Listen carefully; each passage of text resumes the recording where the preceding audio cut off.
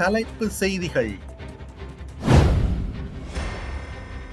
ஈழத்தமிழர்களை கைவிட்டது போன்று மலையக தமிழர்களையும் ஐநா கைவிடக்கூடாது, மனோ கணேசன் தெரிவிப்பு.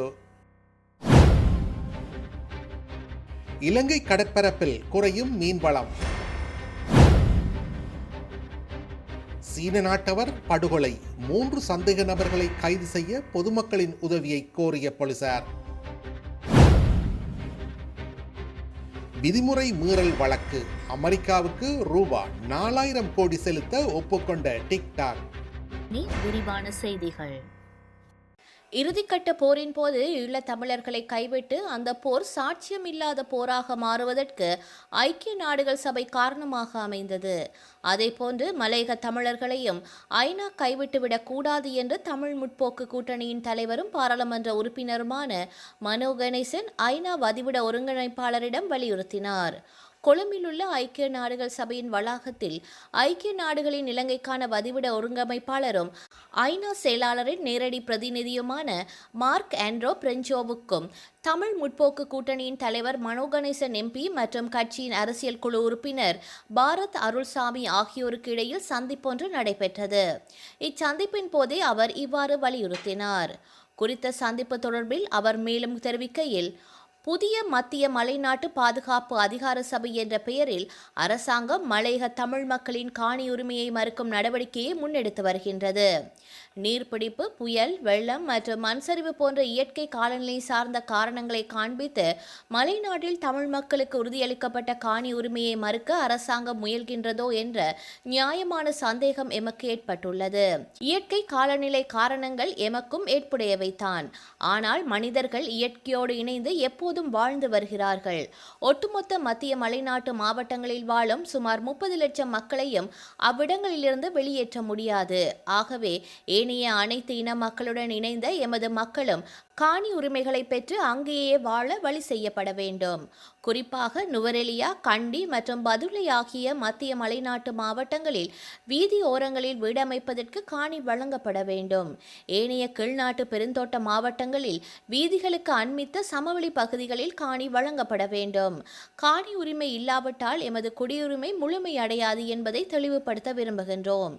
இந்த புதிய மத்திய மலைநாட்டு பாதுகாப்பு அதிகார சபை என்ற யோசனைக்கு ஐக்கிய நாடுகள் சபை மற்றும் ஆசிய அபிவிருத்தி வங்கி ஆகிய சர்வதேச அமைப்புகள் நிதி உதவி செய்வதாக அறிய வந்தது. இத்தகைய நிதி உதவிகளை நாம் வரவேற்கின்றோம். ஆனால் இவை எமது மக்களின் காணி உரிமைக்கு குந்தகமாக அமைந்துவிடக் கூடாது என்பதில் உறுதியாக இருக்கின்றோம். மலையக பெருந்தோட்டங்கள் காடாக்கப்பட வேண்டும் என்ற ஆளும் கட்சியான மக்கள் விடுதலை முன்னணியின் கடந்த கால கொள்கையை நாம் அறிவோம். அதனை மறைமுகமாக நடைமுறைப்படுத்தும் திட்டமாக இது இருக்குமோ என நாம் கேட்க விரும்புகின்றோம்.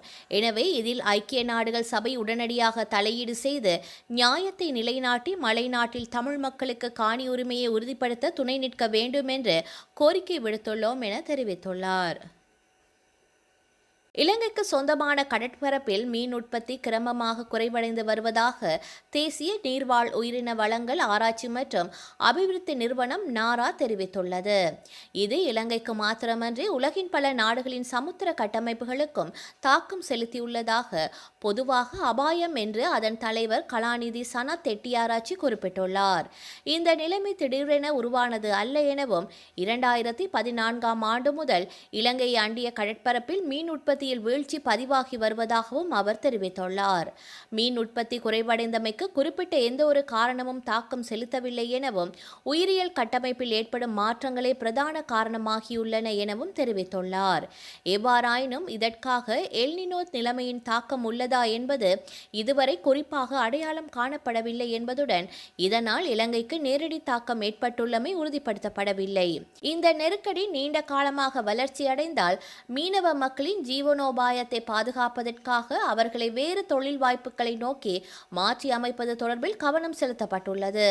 இதற்கு தீர்வாக மீன் வளர்ப்பிற்கான விசேட வேலை திட்டம் ஏற்கனவே ஆரம்பிக்கப்பட்டுள்ள போதிலும் தற்போதைய முன்னேற்றம் தொடர்பில் திருப்தியடைய முடியாது என தலைவர் மேலும் குறிப்பிட்டுள்ளார்.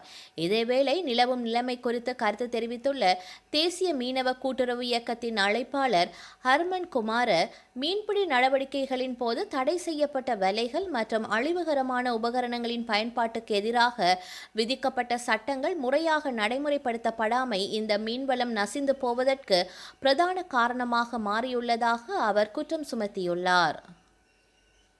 கொழும்பு துறைமுக நகரில் தங்கியிருந்த 3 சீன நாட்டவர்கள் மீது தாக்குதல் நடத்தி அவர்களில் ஒருவரை கடத்திச் சென்று கொலை செய்த சம்பவம் தொடர்பாக தேடப்பட்டு வரும் 3 சீன நாட்டை சேர்ந்த சந்தேக நபர்களை கைது செய்வதற்கு போலீசார் பொதுமக்களின் உதவியை கோரியுள்ளனர். கடந்த ஜூலை மாதம் 23ஆம் தேதி அன்று நடைபெற்ற இந்த சம்பவம் குறித்து கொழும்பு மாவட்ட குற்றத்தடுப்பு பிரிவு விசாரணைகளை மேற்கொண்டு வருகின்றது. இச்சம்பவத்துடன் தொடர்புடைய 2 சீன நாட்டவர்கள் ஏற்கனவே கைது செய்யப்பட்டு விளக்கமறியலில் வைக்கப்பட்டுள்ளனர். இதற்கமைய மேலதிகமாக 3 சந்தேக நபர்களை கைது செய்வதற்கான விசாரணைகள் தீவிரமாக முன்னெடுக்கப்பட்டு வருகின்றன. குறித்த 3 சீன நாட்டவர்களும் தற்போது இலங்கையில் தங்கியிருப்பதுடன் சுற்றுலா வீசாவில் வருகை தந்த இவர்களின் செல்லுபடியாகும் வீசா காலம் முடிவடைந்துள்ளமை விசாரணைகளில் தெரிய வந்துள்ளது. மேற்படி சந்தேகத்திடமான 3 சீன நாட்டவர்களும் வான் அல்லது கடல்வழி ஊடாக சட்டவிரோதமான முறையில் நாட்டை விட்டு தப்பியோடக்கூடும் என்பதால் அவர்களை கைது செய்ய பொதுமக்களின் ஆதரவை போலீசார் கோரியுள்ளதுடன் சந்தேக நபர்களின் புகைப்படங்களையும் ஊடகங்களுக்கு வெளியிட்டுள்ளனர். அதற்கமைய குறித்த சந்தேக நபர்கள் தொடர்பான ஏதேனும் தகவல்கள் இருப்பின் பொறுப்பதிகாரி கொழும்பு மாவட்ட குற்றத்தடுப்பு பிரிவு 0718591 735 என்ற தொலைபேசி இலக்கத்திற்கு அறிவிக்குமாறு போலீசார் பொதுமக்களை கோரியுள்ளனர்.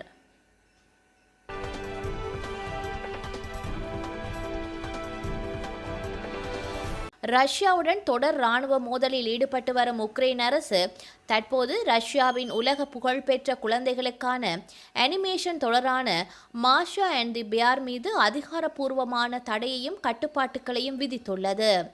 இது தொடர்பாக உக்ரைன் கலாசார அமைச்சர் டெட்டியானா பிரெஷ்னா தனது சமூக ஊடக பக்கத்தில் அதிகாரப்பூர்வமாக அறிவித்துள்ளார். அதில் மாஷா அண்ட் தி பியார் அனிமேஷன் தொடரை தயாரிக்கும் மற்றும் விநியோகிக்கும் ரஷ்ய நிறுவனங்களுக்கு எதிராக உக்ரைன் தடைகளை விதித்துள்ளது என்று குறிப்பிட்டுள்ளார். மேலும் உக்ரைன் அதிபர் விளாடிமிர் ஜெலன்ஸ்கி இந்த கார்ட்டூன் தொடரை தயாரிக்கும் அனிமார்க்கட் ஸ்டுடியோ மற்றும் அதன் விநியோகஸ்தர்களுக்கு எதிராக பொருளாதார தடைகளை விதிக்கும் ஆணைகளில் கையெழுத்திட்டுள்ளார். இந்த கார்ட்டூன் தொடர் குழந்தைகள் மத்தியில் தந்திரமான முறையில் ரஷ்யாவிற்கு ஆதரவான கருத்துக்களை பரப்புவதாக உக்ரைன் அரசு குற்றம் சாட்டியுள்ளது. ரஷ்யாவின் இத்தகைய மறைமுக பிரச்சாரங்கள் உக்ரைனின் தேசிய பாதுகாப்பிற்கு பெரும் அச்சுறுத்தலாக விளங்குவதாக கூறப்பட்டுள்ளது. இந்த கார்ட்டூனில் சோவியத் யூனியன் காலத்து சின்னங்கள் மற்றும் ரஷ்ய இராணுவ பாணியிலான தொப்பிகள் போன்ற கூறுகள் நேர்மறையாக காட்டப்படுவதாக உக்ரைனின் நட்பு நாடுகளான பிரிட்டன் மற்றும் எஸ்டோனியா போன்ற நாடுகளும் ஏற்கனவே விமர்சித்துள்ளன. ரஷ்யாவின் இத்தகைய நச்சு பிரசாரங்களுக்கு குழந்தைகளின் திரைகளில் இடமில்லை, உக்ரைனிலும் சரி உலக அளவில் எங்குமே சரி என்று கலாச்சார அமைச்சர் திட்டவட்டமாக தெரிவித்துள்ளார். அமெரிக்காவில் குழந்தைகளின் தனிப்பட்ட தகவல்களை சட்டவிரோதமாக சேகரித்து விதிமுறைகளை மீறியதாக குற்றம் சாட்டப்பட்ட நிலையில் டிக்டாக் மற்றும் அதன் தாய் நிறுவனமான பைட் டான்ஸ் சுமார் $400 மில்லியன் தொகையை அபராதமாக செலுத்த ஒப்புக்கொண்டுள்ளது. அமெரிக்காவில் உள்ள குழந்தைகளின் தனிப்பட்ட தகவல்களை சட்டவிரோதமாக சேகரித்ததாகவும் 13 வயதுக்குட்பட்ட பயனர்களிடமிருந்து பெற்றோரின் ஒப்புதலை பெறுவதற்கான விதிமுறைகளை மீறியதாகவும் 2024ஆம் ஆண்டு டிக்டாக் மற்றும் பைடான்ஸ் மீது நீதித்துறை வழக்கு தொடர்ந்திருந்தது. 13 வயதுக்குட்பட்ட பயனர்களுடைய கணக்குகள் என்பது நிறுவனத்திற்கு தெரிந்திருந்தும் குழந்தைகளின் கணக்குகளை நீக்குமாறு பெற்றோர்கள் விடுத்த கோரிக்கைகளை டிக்டாக் மதிக்க தவறியதாகவும் அந்த வழக்கில் குற்றம் சாட்டப்பட்டுள்ளது. அமெரிக்க நீதித்துறை தனது புகாரை தாக்கல் செய்ததிலிருந்து டிக்டாக்கின் அமெரிக்க உரிமையாளர் அமைப்பு மற்றும் தனியுரிமை நடைமுறைகள் உள்ளிட்டவற்றில் குறிப்பிடத்தக்க மாற்றங்கள் ஏற்பட்டுள்ளன. டிக்டாக் செயலிக்கு அமெரிக்க விதித்த தடையை தவிர்ப்பதற்காக அராக்கில் சில்வர் லேக் மற்றும் ஐக்கிய அரபு அமீரக முதலீட்டு நிறுவனமான MGX உள்ளிட்ட முதலீட்டாளர்களை உள்ளடக்கிய பெரும்பான்மையாக அமெரிக்கர்களுக்கு சொந்தமான டிக்டாக் அமெரிக்க கூட்டு நிறுவனத்தை நிறுவ பைடான்ஸ் நிறுவனம் ஒப்புக்கொண்டுள்ளது. வரலாற்றில் இன்று